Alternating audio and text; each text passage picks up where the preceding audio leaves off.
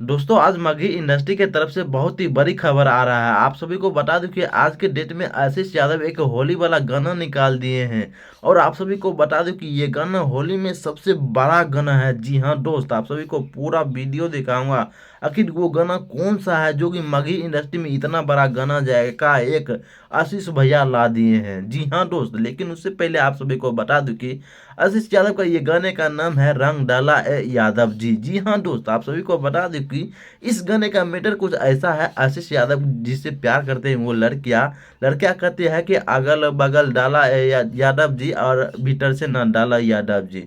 जी हाँ दोस्त, कहीं न कहीं कुछ अश्लील टाइप का इस गाने का मैटर है। और भाई आप सभी को बता दूं कि इस गाने को प्यारा सा आवाज दिए हैं आशीष यादव और इस गाने में खतरनाक और अलग अंदाज में डांस करते हैं तुलसी कुमारी। जी हाँ दोस्त, आप सभी को बता दूं कि इस गाने को लिखने वाले इंसान का नाम है चिंटू राजा, म्यूजिक दिए हैं पप्पू भाई।